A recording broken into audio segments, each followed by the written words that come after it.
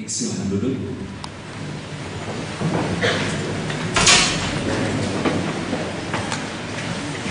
Ada yang berasal dari Tanimbar? Ada yang berasal dari Tanimbar? Atau ada yang tahu di mana Tanimbar? Pulau Tanimbar? Kalau ada yang tahu, angkat tangan. Ada yang tahu? Ini bukan kuis. Ada yang tahu Pulau Tanimbar? Ada yang tahu ya? 2 bulan yang lalu saya bertemu dengan seseorang. Saya pikir dia orang Ambon, karena saya berasal pernah di Ambon. Saya pakai bahasa Ambon. Om dari mana? Kita mau kenalan. Dari Tanimbar. Saya bingung di mana Tanimbar itu ya? Walaupun saya pernah tahu sebenarnya. Itu pertemuan yang pertama. Saya nggak ngerti. Yang saya percaya bahwa Tuhan itu campur tangan dalam segala hal dalam hidup kita. Nggak kebetulan saya bertemu dengan dia ketua sinode salah satu gereja. Saya duduk bersebelahan, saya ngobrol, dan akhirnya saya tahu. Saya masih mikir-mikir di mana Tanimbar itu. Ya. Saya pikir masih ada dekat Pulau Seram. Ya. Saya cari-cari di peta, nggak ada. Nah kemudian bulan lalu saya ketemu dari rekan kita yang kalau tidak salah dulu dari Persekutuan Bimbel. Kemudian dia datang ke Bandung, dia dari Ambon, dia sharing bagaimana dia sudah bertahun-tahun di Ambon. Kemudian dia sharing hati dia sharing kerinduan dia. Ada banyak yang kita cerita dengan dia, seorang wanita. Dan dia tahu Tuhan bawa dia ke Ambon. Terus karena saya berasal dari sana dulu, pelayanan di sana, jadi saya juga ketemu dengan dia, sharing, membagikan apa yang dia kerjakan. Kemudian dia cerita tentang bagaimana orang-orang masih tahu nama saya, masih menantikan suatu saat saya balik kembali. Dan akhirnya tercetus satu kata, saya ingkar janji. Bapak Saul ingkar janji, karena mereka pikir saya akan kembali lagi ke sana, tapi karena saya dulu berangkat ke sana, misinya baik perusahaan, artinya saya karena bekerja dan saya ditugaskan di sana, saya melayani di sana. Ketika saya dapat SK kembali lagi pindah ke tempat lain, saya tinggalkan. Dan ternyata masih ada beberapa orang yang beranggapan saya ingkar janji, tidak balik lagi ke Ambon. Dan itu sakit. Bahkan satu kali ada SMS datang malam-malam, kok ada bapak yang lupa sama anaknya. Malam-malam SMS. Saya kaget, saya belok dari angkat-angkat. Saya tahu ini pasti ada rohani gitu yang karena saya lihat nomornya di nomor Ambon gitu. Kembali lagi tadi kisah Tanimbar tadi. Apa yang saya mau ceritakan, si teman kita ini yang hari ini ada di Ambon, saya tanya kepada dia, kalau kamu sendiri, kamu mau kemana sebenarnya pelayanan? Dia tadinya berat hati mencerita, karena dia belum banyak cerita ke orang. Bang, aku mau melayani di Pulau Tanimbar. Wow, seorang wanita dulu kuliah di Bandung, tapi dia mau mendedikasikan hidupnya ke Pulau Tanimbar. Tadi saya tanya, nggak ada yang tahu pulau ini di mana. Saya beritahu Pulau Tanimbar adalah pulau di pulau-pulau Maluku Negara. Ada satu, kalau sudah lihat peta di bawah Maluku, di bawah Ambon itu ke bawah terus, itu mendekati pulau-pulau di NTT Timor, itu ada Kepulauan Tanimbar, Maluku Tenggara, atau pulau-pulau keluar dari Maluku Tenggara. Ya, udah Maluku Tenggara keluar, saudara ya, itu Pulau Tanimbar. Dan itu membuat hati saya rasanya dikembalikan kepada hati ketika saya masih belajar. Waktu itu saya mendedikasikan Tuhan, saya mau setelah lulus kuliah nanti saya mau ke Indonesia Timur, saya mau ke Papua. Ya, ketika saya lulus kuliah, ketika perusahaan meminta saya mengajukan, saya mau kemana? Saya tulis nomor 1 Papua, nomor 2 Medan. Karena harus dua pilihan. Dan akhirnya saya ditempatkan nggak di Papua tapi di Ambon. Itu membangkitkan lagi memori saya kepada pelayanan-pelayanan yang saya pernah kerjakan di wilayah timur. Dan itu membuat hati saya tersayat lagi. Kenapa? Karena Tuhan ada seorang wanita yang berasal dari kota besar, kemudian hari ini dia di Ambon, tetapi kemudian dia bermimpi suatu saat dia akan tinggal di Tanimbar, pulau-pulau Maluku Tenggara, pulau-pulau terluar dari Maluku Tenggara. Ya, saudara bisa bayangkan kalau saudara naik pesawat dari Bandung ke Ambon dulu, itu butuh waktu sekitar 6 jam. Bandung ke Makassar itu kita kira 2,5 jam sampai 3 jam. Karena ke Surabaya dulu baru ke Makassar, dari Makassar ke Ambon itu 2 jam. Dia terbang lagi dari Ambon ke Tual, Maluku Tenggara itu 2 jam lagi. Sehabis itu naik kapal ke pulau-pulau Maluku Tenggara yang bagian terluar ini. Dan saudara bisa bayangkan kondisi daerah seperti ini. Tapi ada seorang yang ketemu dengan saya, Pak, saya mau ke sana. Wow, buat saya itu membuat saya kayak dibakar lagi. Saya mulai memikirkan lagi Indonesia Timur, mulai mendoakan lagi, mulai bisa hati saya. Apa rasanya kalau mendengar Indonesia Timur? Dan akhirnya saya dibawa kepada satu pesan yang saya pernah dengar dan saya percaya Tuhan sedang kerjakan ini. Saudaraku, Indonesia akan mengalami kemerohan yang luar biasa dan itu bermula dari Indonesia Timur. Ya, ini bukan nubuatan, jangan. Ini pesan yang saya pernah dengar ketika saya tinggal di sana, berinteraksi dengan teman-teman di sana. Tetapi ini menjadi sesuatu yang menyegarkan saya, membuat saya semakin mengerti bahwa Tuhan sedang bergerak. Kenapa? Karena saudaraku, kekristenan itu identik dengan Indonesia Timur, benar nggak? Ya, kekristenan itu selalu diidentikan dengan Indonesia Timur. Kekristenan itu selalu berbicara tentang Manado, tentang Papua, tentang Maluku, tentang NTT. Ya ada sedikit lah, edan orang Batak gitu ya. Tetapi pada umumnya ketika kita berbicara kekristenan, kita berbicara tentang Indonesia Timur. Tetapi saudaraku, kekristenan bicara tentang Indonesia Timur, tetapi Indonesia Timur berbicara apa saudara? Berbicara ketertinggalan, berbicara tentang kemiskinan, berbicara tentang premanisme. Betul? Bukankah banyak preman yang dari Ambon, Flores, dari Timor yang kemudian ada di Jakarta? Dan akhirnya Indonesia tidak melihat Kristus. Kenapa? Karena apa yang diperlihatkan oleh daerah yang diidentikan dengan kekristenan itu tidak menggambarkan Kristus. Dan oleh karena itu saya percaya ketika Indonesia Timur dipulihkan Tuhan, ketika gereja-gereja sana dipulihkan, mereka akan melihat Kristus. Mereka akan melihat Kristus. Oleh karena saya percaya Allah sedang bergerak memulihkan Indonesia Timur. Dan oleh karena itu, teman-teman yang mau lulus, doakan Indonesia Timur. Mungkin saudara harus ke sana. Kenapa?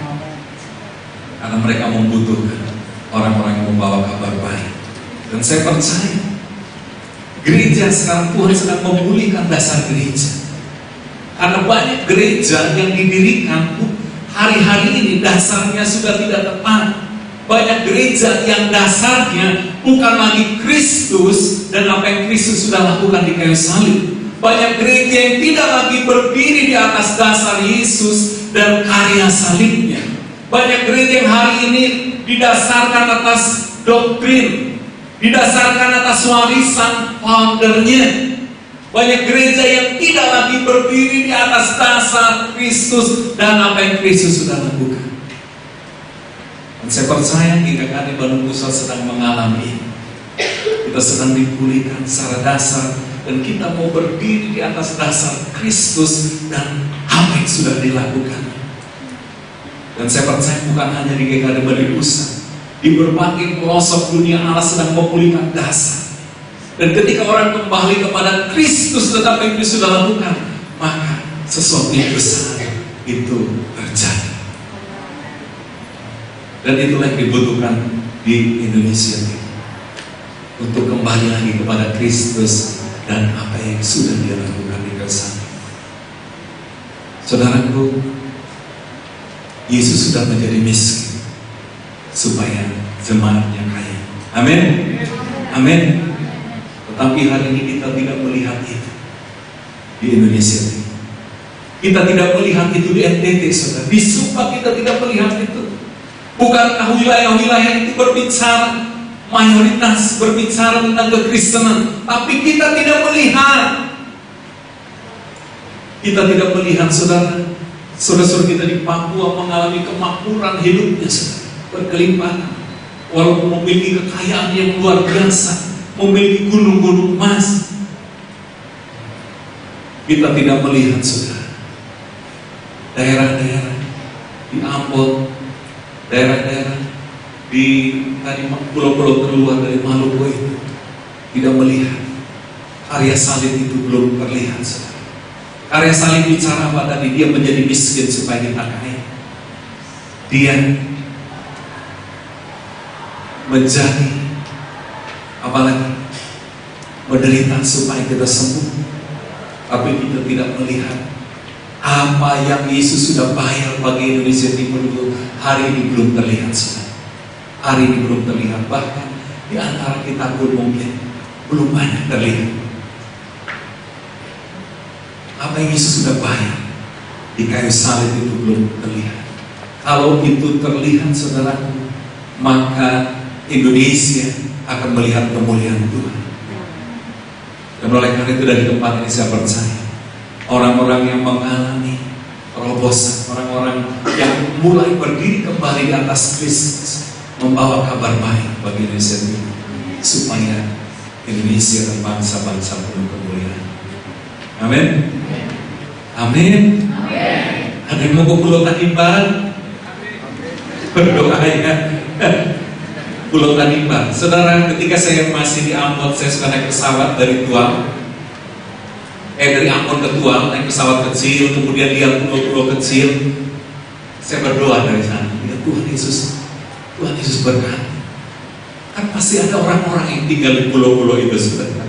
Siapa yang bawa kabar baik di sana? Sekali lagi kunci, ketika Indonesia Timur mengalami apa yang Yesus sudah bayarkan di kayu salib, maka Indonesia akan melihat gereja yang sesungguhnya. Yesaya pasal 2 akan tergenapi. Ya, gunung tempat rumah Tuhan itu akan menjulang tinggi. Ketika apa yang Yesus sudah bayarkan itu dimanifestasikan. Ketika Indonesia Timur mengalami terobosan dalam hal kelimpahan, ketika mereka mengalami terobosan dalam hikmat, Indonesia melihat kemuliaan Tuhan. Baik, kita masuk ke materi. Pendahuluan sudah panjang ya. Kenapa? Karena saya ingin, karena ini banyak mahasiswa yang mungkin akan lulus sebentar lagi, dan banyak tempat di wilayah Indonesia Timur yang membutuhkan saudara ya. Saya sudah pernah belasan tahun di sana, jadi walaupun begitu saya pengen akan suatu saat akan mulai kembali lagi untuk melihat mereka dipulihkan. Tema kita Gembala Agung dan para penatua, ini soal yang akan kita bahas sekitar 25 menit ini.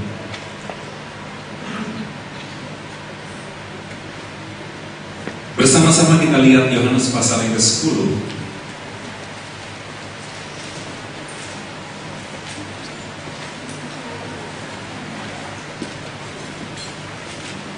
Ayat 7 dan 9. Karena bicara soal penatuaan, bicara soal penggembalaan. Bicara soal penggembalaan, sesungguhnya kita punya gembala agung, Yesus Kristus namanya. Amin. Kita lihat apa yang Yesus katakan tentang Dia sebagai gembala. Yohanes pasal 10 ayat 7. Silakan dibuka Alkitabnya, nggak usah pakai layar, nggak usah ditampilkan di layar, supaya kita buka Alkitab. Kalau yang nggak bawa Alkitab, buka Alkitab, yang tablet ya. Yang nggak bawa Alkitab, buka iPhone suci, bukan kitab suci, kan iPhone suci. Jadi ada Alkitab dengan iPhone suci. Nggak tahu kalau yang buatan Cina ada nggak ya?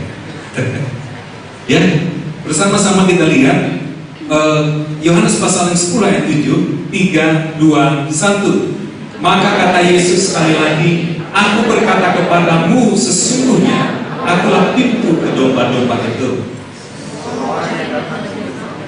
Ayat yang ke-10, ayat yang ke-9, akulah pintu. Barang siapa masuk melalui aku, ia akan selamat, dan ia akan masuk dan keluar dan menemukan padang rumput.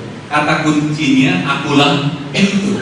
Ya, di ayat 1 di Yohanes pasal yang 10 berbicara tentang kandang domba. Bahasa Inggrisnya sipol. Ya, dan Yesus katakan, akulah pintu dari sipol itu. Akulah pintu kepada kawanan domba yang ada dalam kandang itu. Kita mau belajar hal yang penting. Pada masa itu, ini dari arkeologi Alkitab, kira-kira seperti inilah gambar dari kandang domba. Ya, beginilah kira-kira gambar sipol. Ya, jadi yang dimaksud pintu itu sebenarnya hanyalah gerbang sebesar ini. Jadi domba-domba nanti kalau sudah sore itu akan digiring oleh gembala masuk ke kandang ini. Ya.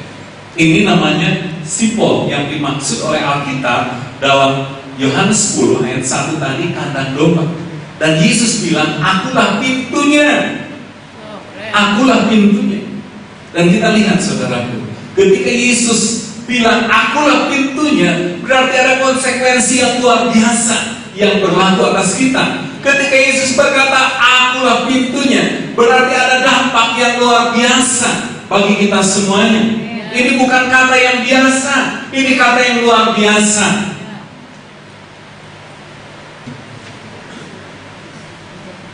Lihat saudaraku, ketika Yesus berkata akulah pintu, saudara lihat, inilah yang dilakukan oleh seorang gembala pada masa itu. Ketika domba-domba sudah masuk, maka dia akan berbaring. Jadi pintunya itu hanya cukup untuk dia bersender dan berbaring di situ. Saudara lihat dampaknya apa saudara bagi hidup saudara. Ketika Yesus katakan akulah pintu, akulah pintu, maka saudara bisa pastikan bahwa domba-domba yang di dalam ini apa? Aman. Amin.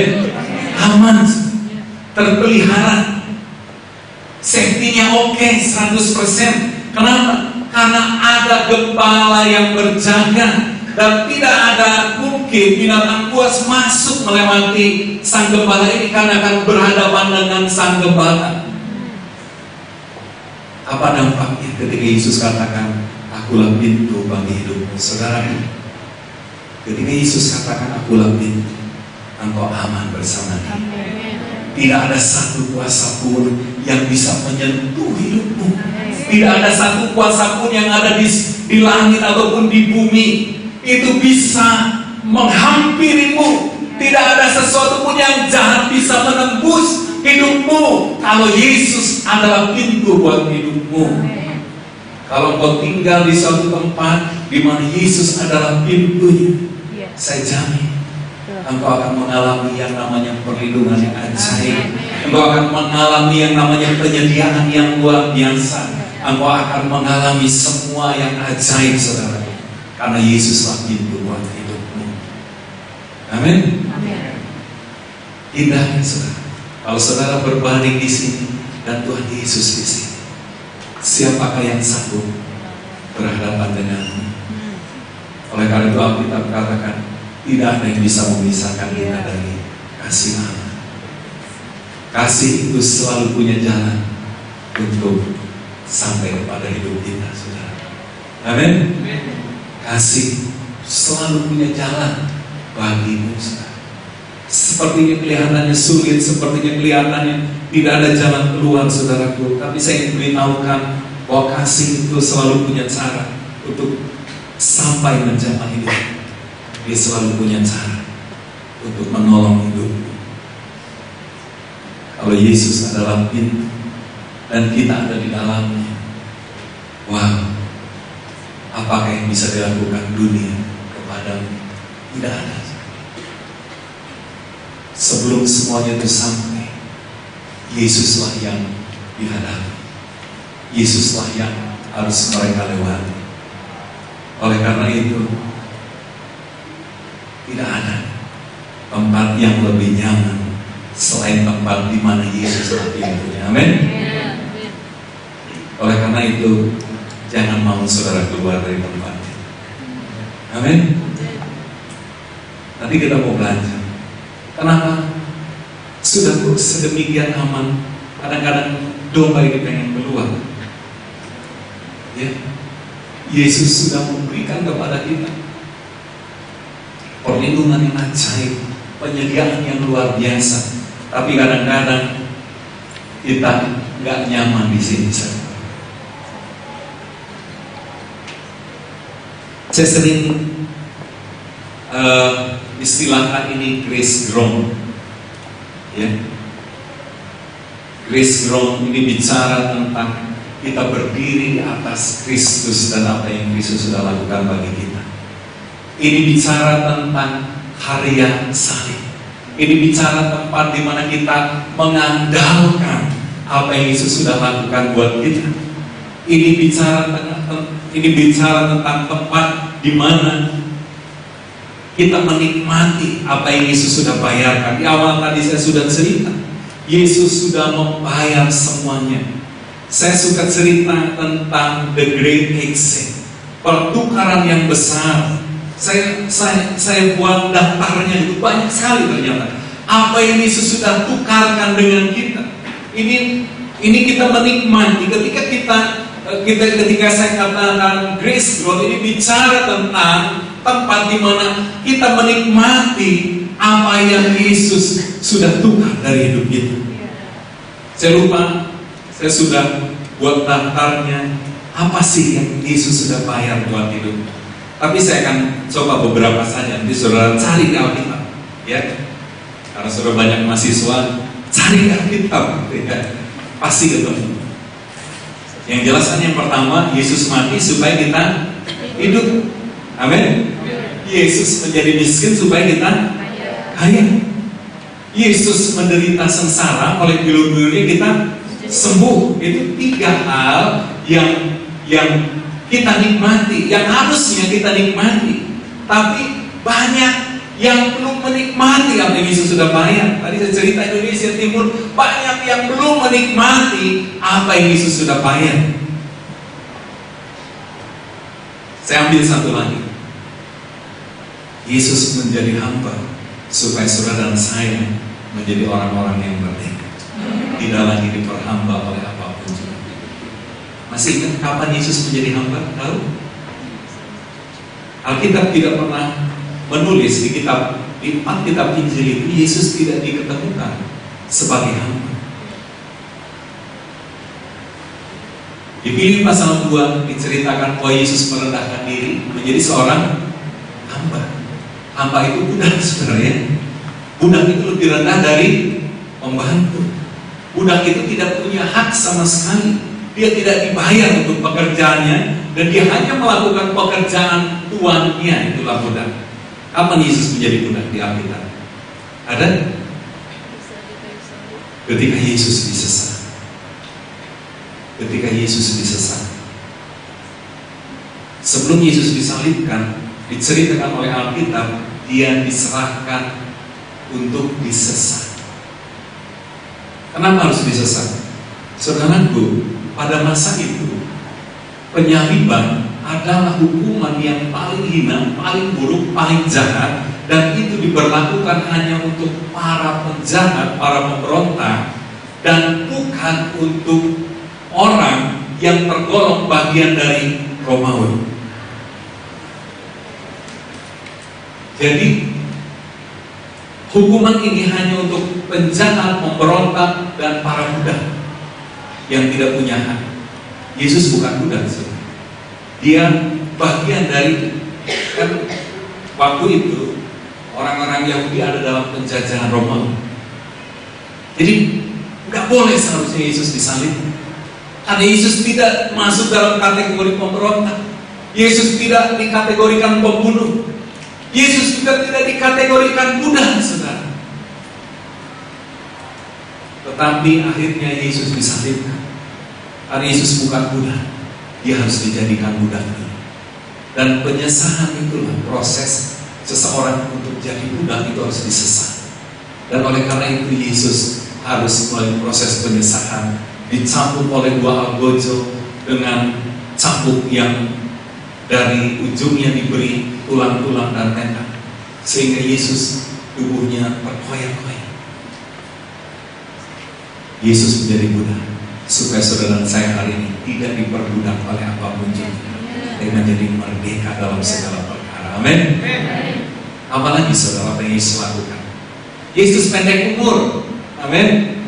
33,5 tahun dia secara fisik di bumi, supaya saudara dan saya hari ini menjadi orang-orang yang panjang umur. Amin. Ada yang mau 33,5? Ya mau loh. Yesus sudah bayar, saudara. Jadi ingat, saudara punya hak untuk panjang umur, untuk apa yang Yesus sudah lakukan. Kalau saudara baca kitab Yesaya, ada kisah-kisah lain yang Yesus bayarkan buat kita. Dia malu tertunduk, saudara, ketika disalib. Orang-orang kalau di Alkitab bahasa Indonesia atau King James itu orang-orang tertunduk melihat dia. Sebenarnya dalam bahasa aslinya Yesus yang tertunduk malu. Kenapa? Karena dia hari itu dipermalukan sedemikian rupa, hampir telanjang dia ada di atas kayu salib.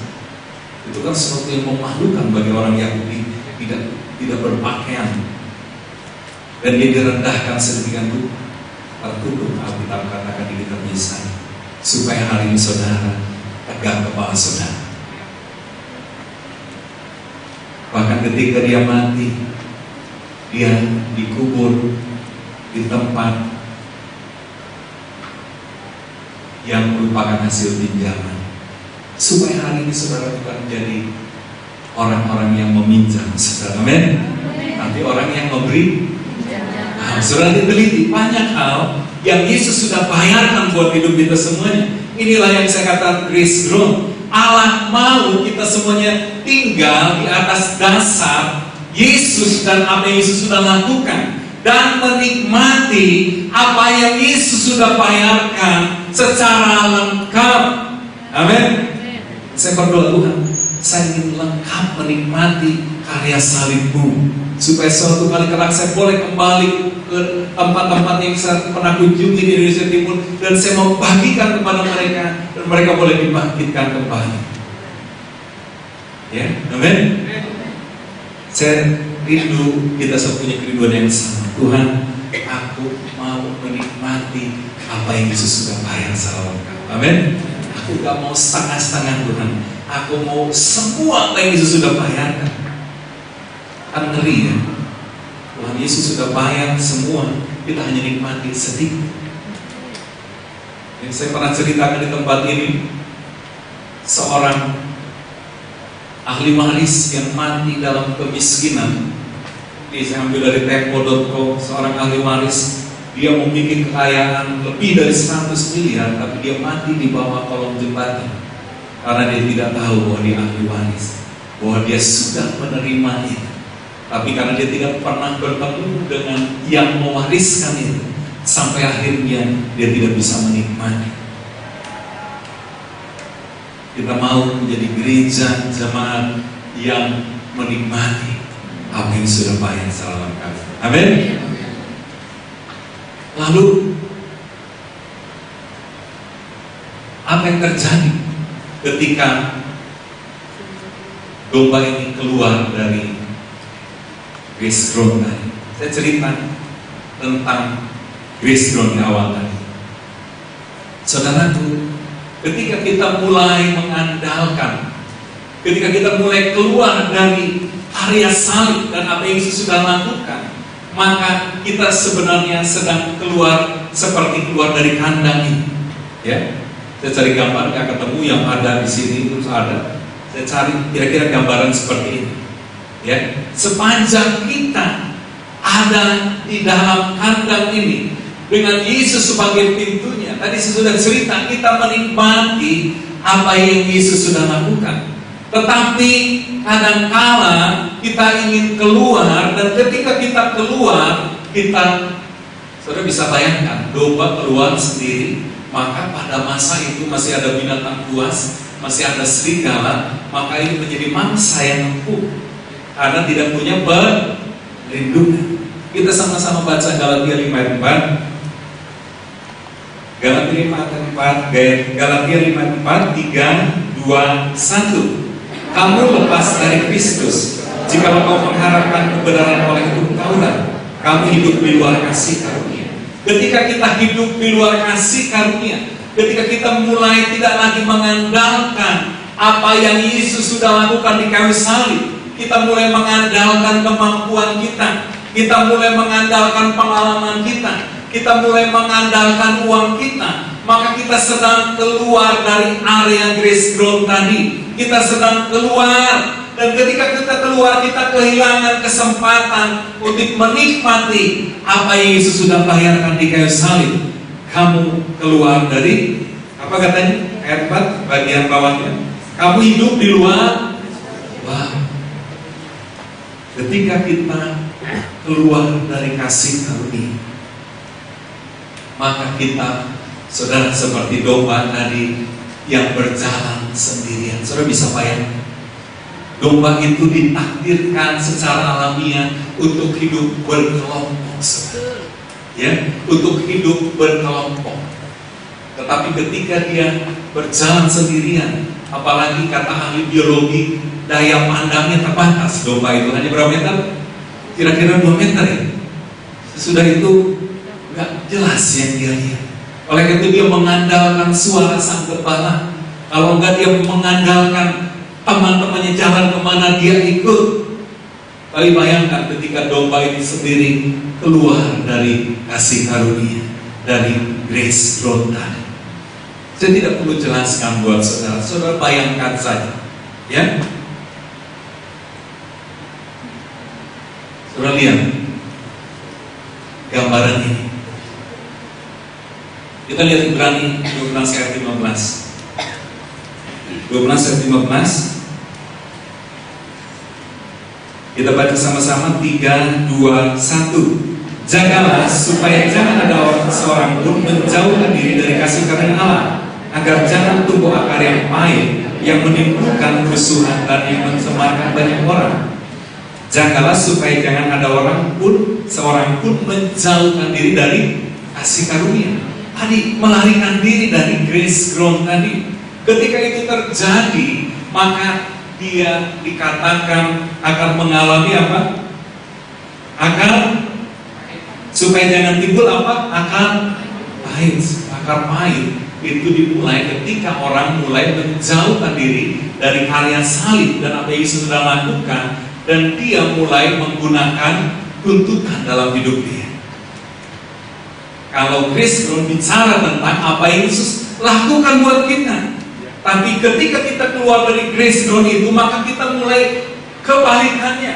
Kita mulai menuntut Tuhan, menuntut teman, menuntut saudara seiman, mengharapkan. Saudara bisa bayangkan orang yang sudah ada dalam grace ground tadi, dalam penyediaan Tuhan, kemudian dia melarikan diri keluar, dia mulai menuntut. Itulah penyebab akar pahit, menuntut diperhatikan, menuntut apa lagi saudara? Menuntut diperlakukan adil. Bang, saya sudah melakukan banyak hal, tapi kok begini balasannya? Berarti dulu bekerja dengan harapan ada balasan gitu ya. Tapi kalau yang tinggal dalam grace ground tadi, dia bekerja karena apa yang Yesus sudah lakukan buat hidup dia, maka dia melayani Tuhan. Tapi banyak orang yang melayani bukan karena sudah dilayani Tuhan, ya, supaya dilayani Tuhan. Seharusnya prinsip pelayanan seperti ini. Kita melayani Tuhan karena terlebih dahulu kita dilayani oleh Tuhan. Kalau sudah dilayani oleh Tuhan, melayani itu nggak perlu dipaksa, didorong, dimotivasi, sudah pasti melayani Tuhan. Ini kan simple prinsip. Bahwa saudara melayani karena sudah terlebih dahulu dilayani Tuhan. Ketika kita intim dengan Tuhan, maka buahnya adalah kita melayani Tuhan. Kita tahu apa yang Tuhan mau kita kerjakan. Oleh karena itu penatua kita dalam PD Rabus selalu berbicara tentang mendengar suara Tuhan, melihat Tuhan, berbicara dengan Tuhan, dan kita tahu apa yang harus kita lakukan. Yohanes 5 mencatat apa yang Yesus kerjakan seperti itu. Yesus melakukan karena dia melihat Bapa, mengajarkannya, menunjukkannya, memperlihatkannya. Yesus melakukan itu. Oleh karena itu, saudaraku, simple sebenarnya pelayanan itu. Nikmati pelayanan dari Tuhan Yesus. Bersekutu dengan Dia. Engkau tahu apa yang harus engkau lakukan. Ya, pelayanan itu adalah berkorban dan memberi. Gak ada tuntutan di dalam. Ya, oleh karena itu sekali lagi akan pahit muncul ketika muncul tuntutan. Tuntutan macam-macam tuntutannya, saudara. Ya, saya tidak perlu banyak jelasan, waktu disingkat. Ini salah satu yang membuat kita tadi kadang-kadang pengen keluar dari grace ground tadi. Ketika kita mendengar auman dari jauh, ya,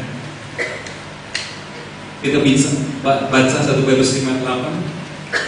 Saya menjelaskan buat saudara. Ayat 8 kata, saudara dan berjaga-jagalah lawanku si iblis berjalan berkeliling sama seperti singa yang mengaum-ngaum dan mencari orang yang dapat ditelannya. Berjalan berkeliling, ya seperti, saudara lihat, perhatikan, seperti, ya seperti, jadi bukan singa. Lawan kita itu disebut seperti singa yang mengaum-ngaum. Nah, saya ingin kita memahami ini, bahwa pada perjanjian lama, singa yang mengaum itu bicara tentang penghakiman Tuhan, bicara tentang hukuman Allah. Dan iblis sebenarnya sedang meniru. Dia sedang berkata bahwa engkau masih dihakimi. Padahal Alkitab katakan di Roma 8 ayat 1, tidak ada lagi penghakiman bagi orang yang ada dalam Kristus, sudah selesai. Tetapi iblis sedang membangkitkan penghakiman itu. Dia sedang meniru penghakiman yang diberikan oleh Allah. Oleh karena itu dia disebut seperti singa yang mengaum. Jadi saudara kalau lihat perjanjian lama, singa yang mengaum itu bicara tentang penghakiman, bicara tentang penghukuman dari Allah ketika orang-orang Israel jatuh di dalam dosa. Ya, jadi kadang-kadang iblis memakai teknik ini untuk membuat saudara mulai ketakutan di dalam area yang sebenarnya engkau tidak perlu takutan. Ya, dan engkau mulai gemetar dan ingin keluar. Itu yang pertama. Tapi saya ingin kasih catatan bahwa iblis itu tidak berani berhadapan muka dengan saudara. Dia mengaum itu dari jauh, saudara. Kalau dekat dia langsung terekam soalnya. Dia hanya bisa dari jauh, suara aumannya, ya, kayak gini yang terjadi biasanya. Kamu nih udah punya anak PA berapa, kok kelakuan kamu masih gini? Dia sedang mengaum, membuat engkau merasa iya, engkau tidak lagi mengandalkan karya salib, engkau tidak mengandalkan apa yang sudah lakukan, bahwa engkau sudah dibenarkan. Aumannya sederhana sebenarnya. Ketika engkau mengalami persoalan, iblis mulai ngomong, katanya orang benar. Ketika engkau memulai berdoa, dia mulai mengaum, dan kau mulai, iya ya, saudaraku, ketika kita mengiyakan auman dia, kita sedang keluar dari grace ground tadi. Gampang sekali sebenarnya kalau saudara ngerti apa yang sudah lakukan di karya salib, saudara tidak akan pernah lagi gentar dengan auman iblis. Yang kedua, saudara, ya, Efesus 6 ayat 16 bicara tentang panah api. Inilah yang dilakukan iblis. Saudara lihat, tadi saya jelaskan bahwa dia tidak berani berhadapan dengan muka saudara, dan dia tidak memakai pedang, saudara. Dia tidak memakai pedang ketika berhadapan dengan saudara. Dia memakai panah api. Ini bukti bahwa iblis tidak bisa mendekatimu. Amin. Yes. Oleh karena itu dia hanya bisa dari jauh mengaum. Dia hanya bisa dari jauh menggunakan panah berapi itu. Saya beritahu kepada saudara, karena dia tidak berani berhadapan muka dengan engkau, karena ada kemuliaan Kristus ada pada dia. Amin. Baik itu dia pakai jarak jauh. Ini yang saudara harus ingat. Iblis itu gak berani berhadapan muka dengan engkau. Dia selalu pakai jarak jauh. 2 ayat tadi membuktikan itu. Dia mengaum dari jauh, saudara.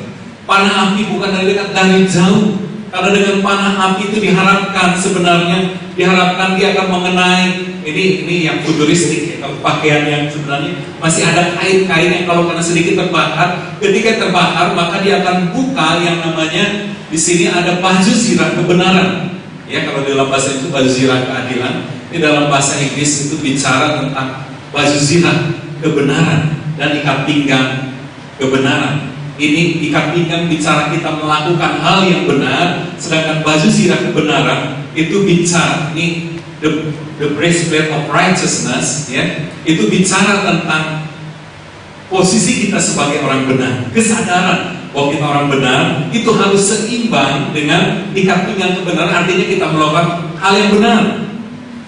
Jangan sampai kita berkata, aku kebenaran Allah, aku orang benar, tapi kelakuannya enggak benar. Harus seimbang. Ketika itu seimbang, maka dia memiliki kekuatan. Ya, saudara lihat, perisai ini hanya bisa menahan dari depan, benar?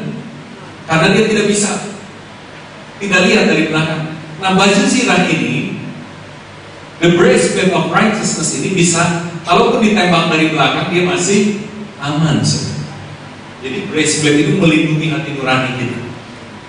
Jadi kalau iblis dia nyerang, kalau dari depan masih saudara bisa pakai perisai iman, tapi kalau dari belakang saudara hanya punya baju zirah kebenaran itu. Saudara hanya punya itu. Saudara boleh kehilangan ini, tapi jangan kehilangan baju zirah. Karena ini level pertama dari pertahanan rohani. Efesus 6 ayat 1. Coba kita lihat Efesus 6. Saya ada waktu sedikit. Ayat yang 14. Saudara lihat, ini urutannya. Ini level pertama dari pertahanan rohani kita. Efesus 6:14, jadi berilah tegak, berikat pinggangkan kebenaran dan berbaju zirahkan keadilan. Kalau dalam versi terjemahan lama ini berbicara tentang berikat pinggangkan perihal yang benar dan berzirahkan kebenaran. Kalau pakai bahasa Inggris lebih clear lagi, belt of truth dan breastplate of righteousness. Kan beda ya, righteousness and truth. Righteousness bicara tentang posisi kita secara rohani benar dan selalu benar oleh karena kayu salib. Sedangkan belt of truth itu bicara tentang kita melakukan hal yang benar. Jadi seimbang. Kita sebagai orang benar dan melakukan firman Tuhan, taat kepada firman Tuhan, maka itu menjadi level pertahanan rohani yang luar biasa. Ketika ada serangan iblis dari belakang pun kita masih bisa berdiri tegak. Ya, kapan-kapan dijelaskan. Nah, saudara lihat, ini sebenarnya panah api mengganggu saudara supaya saudara keluar dari grace ground tadi. Dia ingin supaya kita keluar dengan cara sama, tuduhan-tuduhan yang membuat saudara mulai ragu dengan apa yang Yesus sudah sediakan buat hidup saudara. Bagian yang kedua saya menjelaskan secara cepat ya. Di Kisah 14 ayat 23 kita lihat sama-sama. Tadi saya bicara tentang Yesus sebagai gembala yang agung. Nah, kita bicara sebagai gembala agung itu kemudian menyerahkan otoritas kepada gembala-gembala di bumi ya. 14 ayat yang ke-23. Di tiap-tiap jemaat, rasul-rasul itu menetapkan penatua-penatua bagi jemaat itu, dan setelah berdoa dan berpuasa, mereka menyerahkan penatua-penatua itu kepada Tuhan yang adalah sumber seluruh kepercayaan mereka. Jadi para rasul itu menetapkan para penatua ya. Jadi sepanjang Alkitab bicara para penatua jamaah. Nah, ini gambarkan para penatua kita. Allah lah yang menetapkan para penatua itu melalui para rasul. Tapi saudara jangan berpikir bahwa rasul itu di atas penatua, karena kemudian para penatua ini mengutus para rasul. Jadi seperti siklus gitu ya. Seperti siklus. Ya, ketika Paulus dengan Barnabas dia diutus oleh para penatua, saudara. Jadi sebuah siklus ya. Dan itu Allah memberikan para penatua ini untuk menggembalakan jemaat. Ya, kita lihat 20 ayat 28, Kisah Para Rasul 20 ayat 28. Ini perintah kepada para penatua ya. Karena itu jagalah dirimu dan jagalah seluruh kawanan, karena kamulah yang ditetapkan Roh Kudus menjadi penilih untuk apa? Menggembalakan jemaat Allah yang diperolehnya dengan darah anaknya sendiri. Saudara lihat, tugas dari para penatua ini adalah menggembalakan jemaat. Ya, tadi kita sudah bicara bahwa kita punya gembala agung kita. Tetapi saya beritahukan bahwa Allah memiliki sistem otoritas berjenjang. Ya, yang kemudian memberikan otoritas penggembalaannya itu kepada para penatua. Ya, tugas utamanya apa saudara? Menggembalakan supaya si jemaat itu ada di dalam grace growth tadi, supaya nggak keluar dari apa yang Yesus sudah lakukan, dari apa yang Yesus sudah bayarkan, supaya jemaat menikmati semua karya salib itu, supaya jemaat dengan full menikmati apa yang Yesus sudah bayarkan. Itulah sebenarnya tugas utama para penatua, menjaga kita supaya tetap ada dalam kandang itu, saudara. Ya, karena kita punya kecenderungan untuk keluar dari kandang, entah itu tadi karena mendengar suara-suara auman singa, ataupun kita dipanah, ya.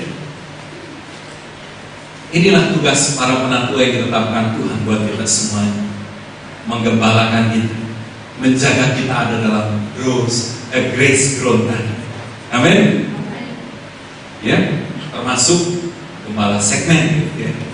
Kan penatua menyerahkan juga gembala area dan gembala segmen, menjaga seluruh kawanan itu untuk terus ada di dalam Yesus dan apa yang Yesus sudah lakukan di dalam salib. Ya. Wah, Mas. Ini pertanyaan. Independen versus interdependen ya. Tadi saya cerita bahwa kenapa dibutuhkan penggembalaan? Karena salah satunya, saudara, bahwa kita secara alamiah itu adalah orang-orang yang terikat satu dengan yang lain. Allah menciptakan kita secara alamiah untuk interdependen. Amin. Bergantung satu dengan yang lain. Saya kasih contoh. Ini tangan ini nggak bisa bergerak sendiri. Amin. Dia terikat kepada tubuh dan tubuh terikat kepada kepala. Tidak mungkin si tangan ini bisa jalan di tempat ini.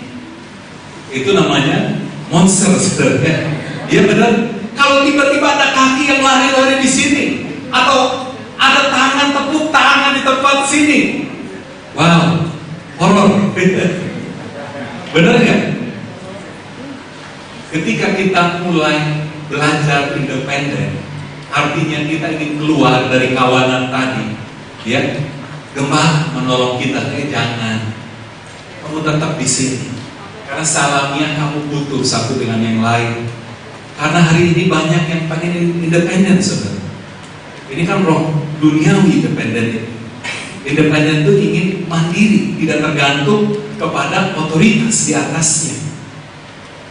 Saudara, kalau saudara diurapi Tuhan dan saudara merasa saudara harus pergi keluar dari pelayanan ini, saudara datang kepada para penatua, Bang, aku punya misi, aku punya mimpi seperti ini, aku mau pergi pelayanan di suatu tempat, abang doakan. Kan indah seperti itu. Ini kan kadang-kadang ada yang tiba-tiba hilang, saudara, tanpa diutus, tanpa didoakan. Wow, buka pelayanan di mana-mana, gak jelas. Saudara ingat, roh independen secara rohani itu duniawi. Karena secara alamiah kita sebenarnya interdependen, ya. Melalui para gembala itu kita ditolong untuk kita menjadi orang-orang yang saling bergantung sama dengan yang lain. Karena saya percaya tidak ada satupun yang bisa mandiri. Dia pasti butuh tubuh Kristus yang lain. Dia butuh teman yang lain. Gak mungkin orang bisa berdiri sendiri. Karena secara alamiah Tuhan tentukan seperti itu. Ya, oleh karena itu saya ingin memastikan kita mengerti bahwa Allah menetapkan prioritas otoritas secara berjenjang. Tunduklah kepada Allah dan lawanlah iblis. Ya, sebenarnya bicara tunduklah kepada Allah dan otoritas yang Allah berikan. Ya, oleh karena itu di 1 Petrus 2 dan Roma 13 kita diajarkan untuk tunduk kepada pemerintah di atas kita. Saya pernah jelaskan, ini bicara tunduk kepada otoritas sipil, pemerintahan, bicara otoritas rohani, itu bicara tentang gereja, itu juga kita harus tunduk dan hormat pada otoritas keluarga, itu bicara orang tua, juga otoritas sosial, kita di tempat kerja, kita juga harus tunduk dan hormat kepada para pemimpin kita. Saya ingin beritahukan bahwa Allah lah yang membagi-bagikan otoritas itu secara berjenjang.